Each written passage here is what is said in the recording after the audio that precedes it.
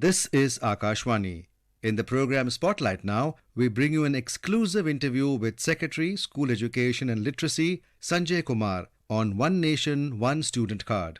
Interviewer is Sonu Sud, anchor. Sir, to begin the discussion, can you tell us about the significance of the APAR One Nation, One Student ID initiative? What is the thought behind this path-breaking educational reform? Thank you so much. I'm glad that you are here and we are talking about something which we at the Department of School Education and Literacy feel that it is going to be a game changer. APAR is Automated Permanent Academic Account Registry, and we are linking it up and we are talking about One Nation, One ID. If you look at the Indian schooling system, it is one of the most complex education system anywhere in the world. Education is part of concurrent list, so most of the schools are managed by the states, and there are 36 states and UTs. We have 14.66 lakh schools, to which more than 250 million children are going, scattered all over the country. There are about 95 lakh teachers. How do you measure as to what is happening in your schooling system, be it in terms of school attendance, be it in terms of teacher attendance, be it in terms of learning outcomes? We as a department, we would be interested in knowing as to how learning outcomes have been improving over a period of time. And what is there to guide us? To guide us is the visionary document of the Honorable Prime Minister, that is the National Education Policy 2020, which was bequeathed to the nation in July 2020. It talks about high learning outcomes. It talks about learning based on experience, experiential learning, moving away from learning by rote, new assessment forms. It speaks that by 2030, every child who becomes part of our schooling system invariably does class 12th. The gross enrollment ratio should be 100%. How do you do it? We need to start measuring something from somewhere. Now, we have a database which we call the UDICE Plus, which we've been maintaining for almost last 10 years, on and off it, and it was developed into a very robust database. In the year 22-23, we decided to convert it into a registry. What do I mean by a registry? By a registry, I mean that earlier for a school, for a particular class, we used to take gross figures. So many boys, so many girls. But we never knew the name of the boys and girls. We never knew their details. So from 22-23, it got converted into a registry. Now I can drill down to a school, in any school, and I will tell you that in class 1 or in any class, how many boys and girls are there, and tell them by their names. What are their names? What is their age? What is their parents' name? What is their address? So we have a registry now. We gave a number to every student based on our UDICE Plus, which we call Permanent Education Number. It's an 11-digit number. Meanwhile, what has happened is that NEP talks about ease of schooling. Schooling should become easy. It should become very convenient. What do I mean by that? If you go to a school and if you want admission, you should get admission easily. You change schools from A to B, irrespective of where you go in the country. You should not be asked to produce the same old papers again. There should be somewhere where all these papers are. Supposing you're going to a school, and every year there is some academic record which is being generated. Is there any place, a single repository, where you can find all the records? Manually, yes. But supposing if you change schools, what happens to you then?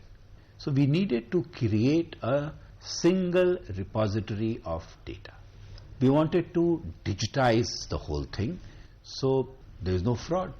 There are 60 school boards across the country. Each one does a class 10 and 12th exam.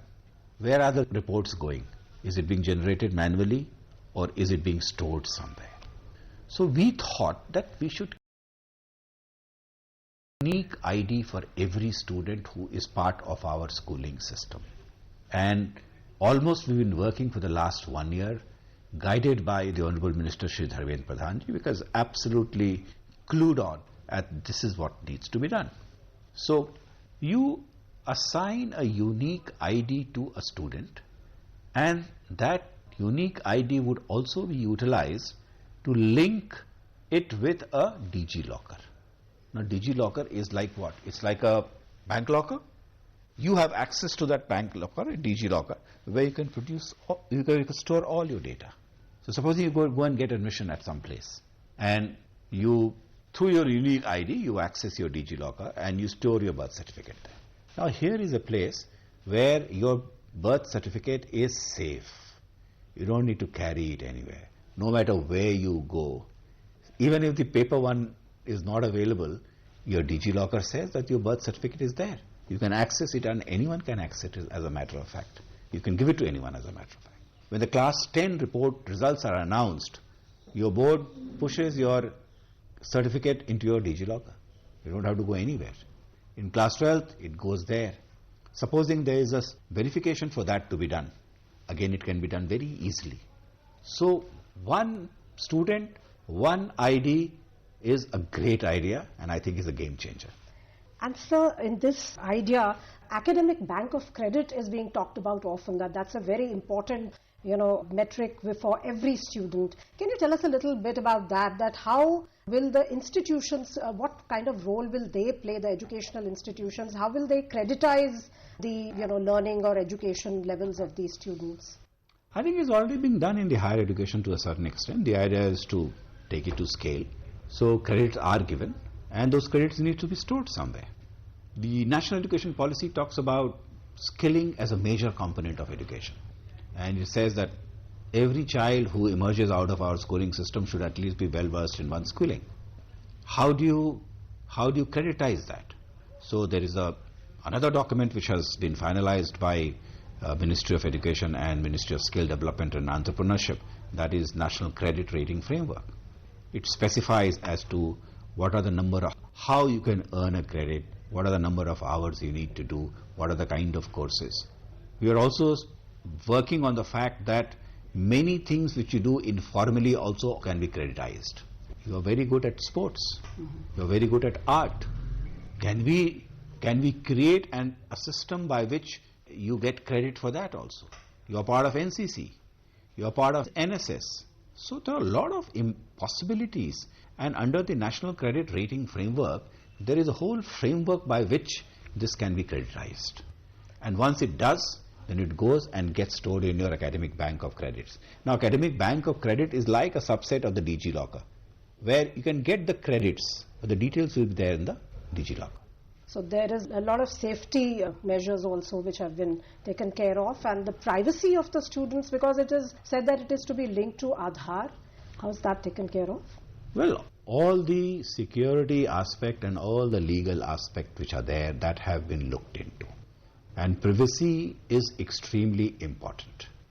So when you get your provisional APAR ID, we are in the process of setting up a protocol by which a student would be able to take that provisional APAR ID and link it up with his or her Aadhaar number. If the child is less than 18 years of age, then of course the parental consent would also be required. So all precautions which are there as a part of the statute or legal, they all have been taken care of, and I think the privacy of the data is extremely important. So is this mandatory, or every student has to form an APAR ID and necessarily they have to have it, or is it a voluntary exercise? I'm sure we are all human beings, and if we think that something is adding value to my experience, we would want to avail it. It is, as I mentioned, that if you're linking it up with your Aadhaar, it is by consent. Absolutely. But if you see value in it, and if you see that your data is protected, you get value in that, I think all of us would take a rational choice. So, sir, is there a time-bound and phase-bound plan to implement this? What is the intended reach? Say the rural areas where schools are there and children are going to school. How will this, innovative idea, it's a revolutionary idea, how will it be communicated to them, and how will they be motivated to join this for their own benefit? I think people are already on there. If I were to just mention to you, for the URISE Plus 22-23 data, we find that out of the 250 million children, 190 million children have shared their Aadhaar with us with consent. So, And we've already written a letter to the states. Every state is on board. And once this standard operating procedure is ready, we will share it and we would engage with all our stakeholders. Our stakeholders are the states, UTs. Our stakeholders are the education administration. But the final stakeholders are our teachers and students. And we would endeavor to provide a service which is going to add value to all our students and to all our teachers. So, sir, your government has always followed a saturation approach to whichever scheme they have brought, for the welfare of the citizens. And this particular scheme for students, this will also, the aim is to reach saturation in the remotest corner of the country? We need to work on scale and we need to reach out to just about everyone. So if the product, they say that the product sells itself. And I think the test of eating the pudding would be how well people take to this idea. And what do you feel that this kind of, in a massive country like ours, which is so geographically also so diversified, this will also be another example of our digital prowess and which could become a model for the entire world, other countries also? I think we perhaps would be the first ones to do it. And that also on that scale. India has always been a leader of the global south. And we've always been providing the kind of services. If you look at UPI, see the kind of traction it is receiving all across. Basic thing, again I would want to reiterate is, for ease of schooling, we are trying to create an intervention which we think is going to add value to all our children and all our teachers and their parents.